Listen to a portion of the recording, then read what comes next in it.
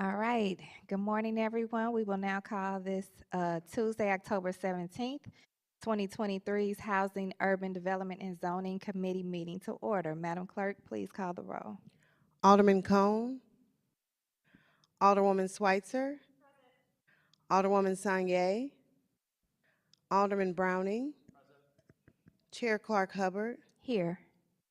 Alderman Cone, Alderwoman Sanye. You have 3 present. We have a quorum. All right. Moving right along, we'll go to the approval of the minutes from Tuesday, October 3rd, 2023. Accept the motion.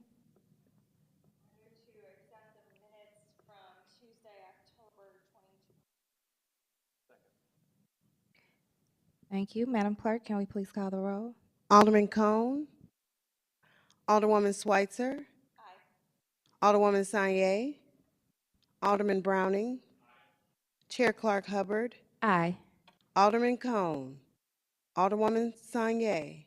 We have 3 aye votes. All right. Our next agenda item is to hear item number 1, to hear some board bills. We are waiting and want to hold respectfully for the sponsor. So what we'll do is go into a recess until she arrives, and then we'll come back on.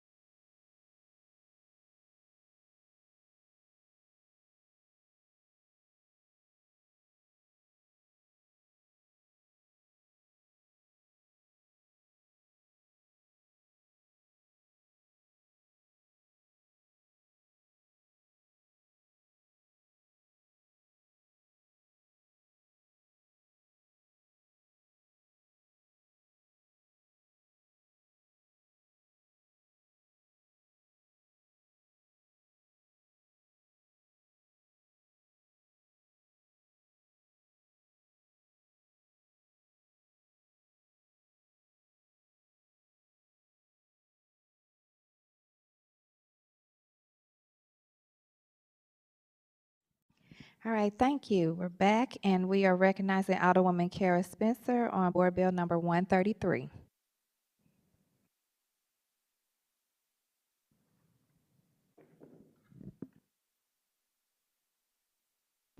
Thank you, Madam Chair, members of the committee. Thank you for your patience here as we are kind of getting used to the in-person versus Zoom meetings here this morning. Board Bill 133 is an ordinance that was presented to me by the Port Authority. It is the sale of a small sliver of land to American River Transport Company. It's a really ARTCO, which is also known as ARTCO. It's a really unusual set of circumstances. So, because there was a swap a long time ago. There's already a building on it. So I think the best thing to really do would have James, Port Authority, kind of come up and explain the specifics. We've got a map for you to kind of explain what's going on here. So with that, if you don't mind, what we do, I believe we have to swear you in. Just state your name for the committee. I'm not used to these microphones either. All right, good morning, everyone. My name is James Morrow with the City Council's office, and I provide legal support to the Port Authority. Mr. Morrow, do you affirm to tell the truth, the whole truth, and nothing but the truth? I do. Thank you. You may proceed. Thank you. And I do have a demonstrative that might be helpful to add some, help add some context for what we're talking about here. Here, I'll just keep.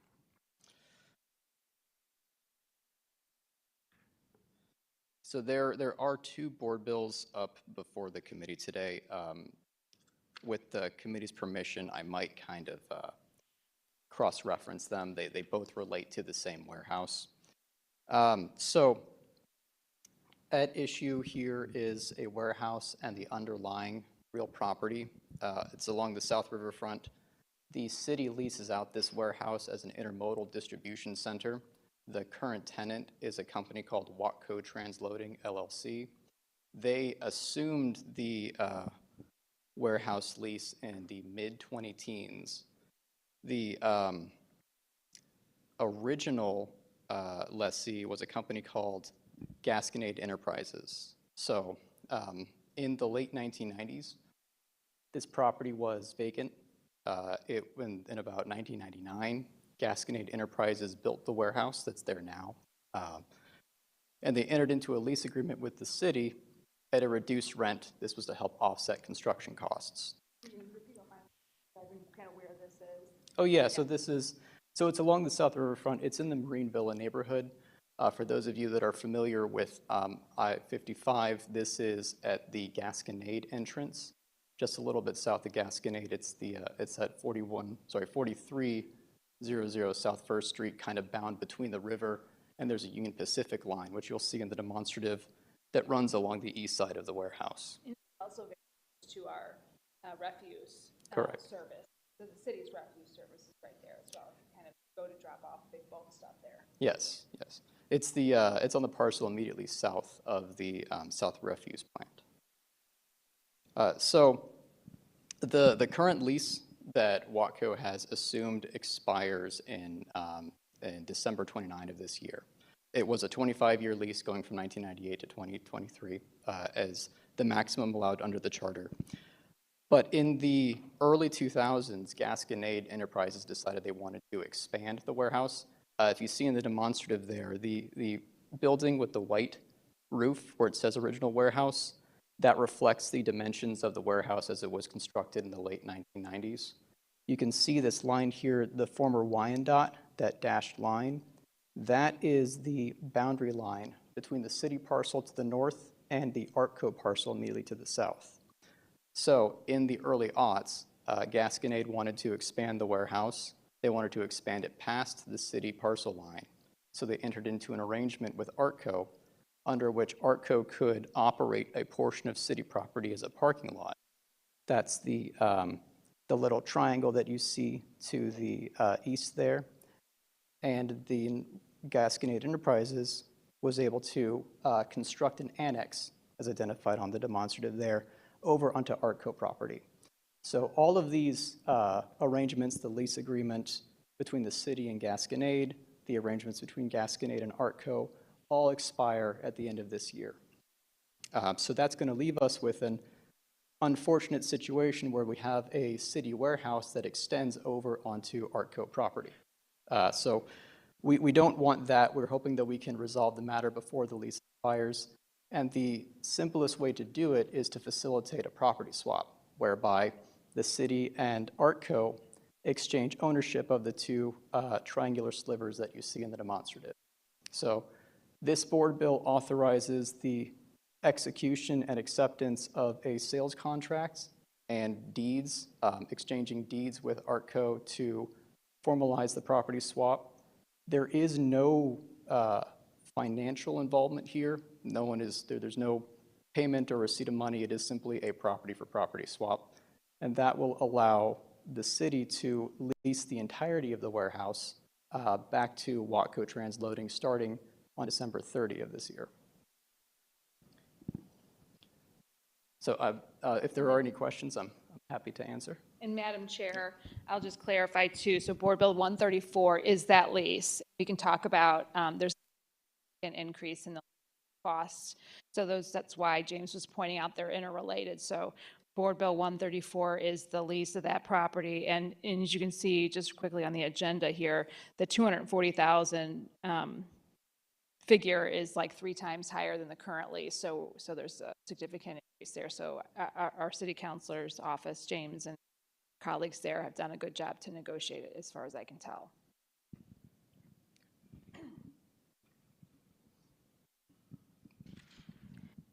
Did you want to have anything else before we ask for questions? Just for full disclosure, this is my neighborhood. I live in Marine.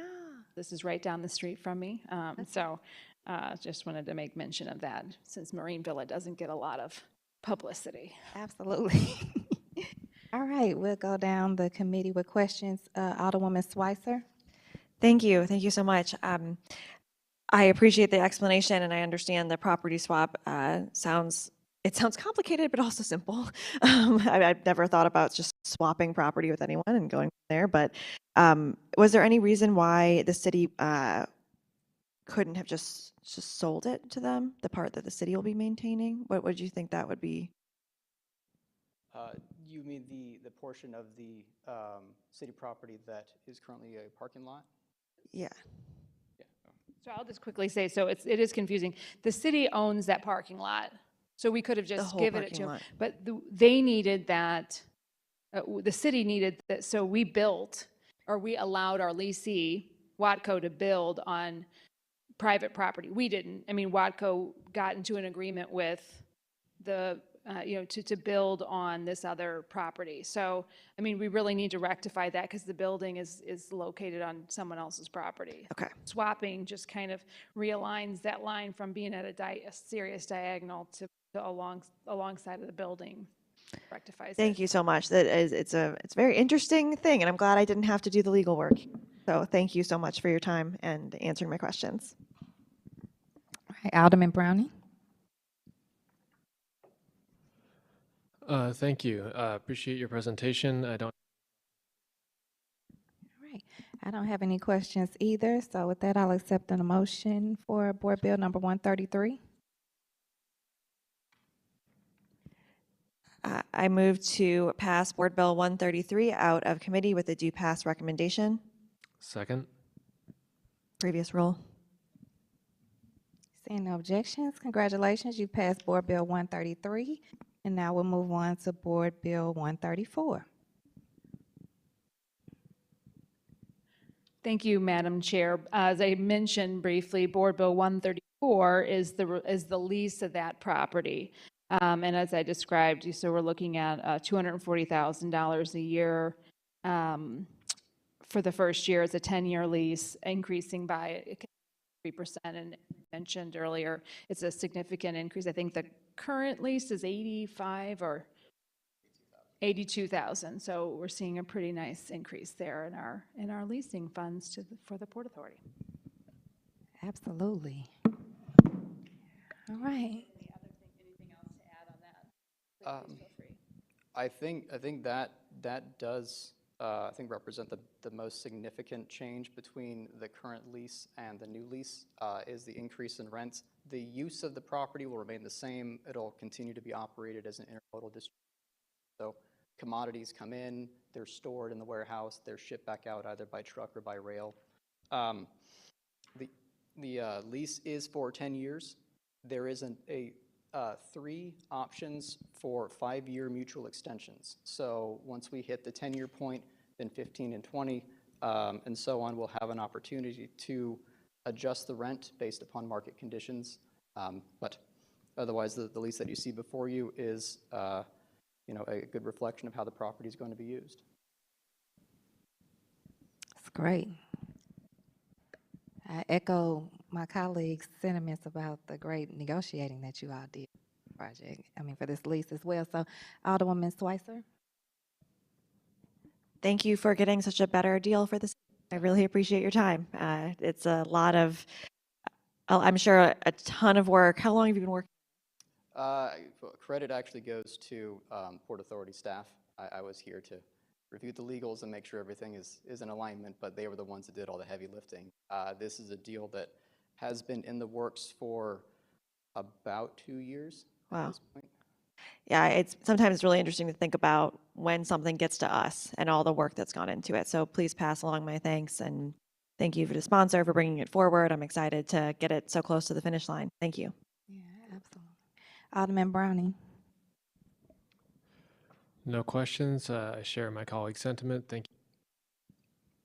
Really quickly, James, can you talk about, I think we briefly talked about how many jobs are there and Yeah, I do wish Susan were here for that. She has those numbers more so than I do. The port director, unfortunately, had a pre-existing family matter and couldn't be here. I'm kind of pinch hitting for her.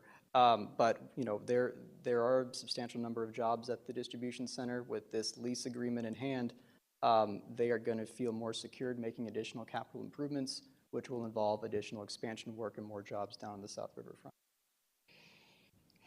Great, that's always a bonus. Maybe we can have that information, or if it doesn't go on consent. Yeah, Yeah, you can get that. and we can share it with our other colleagues.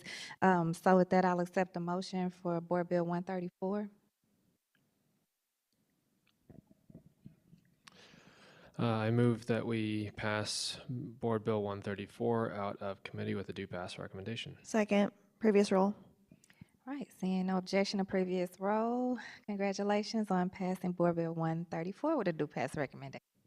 Thank you so much for your service. So glad you brought that up, Alderwoman Schweitzer, because I mentioned that, if you remember when we had our first meeting, about all the work that goes into these pieces of legislation before they get to us. So I'm glad you referenced that again so people can know, because that's very important. Okay, so any resolutions for review? We have none. Anyone have anything for committee discussion? Any written testimony? We have none. Announcements? Anybody have any announcements? Okay.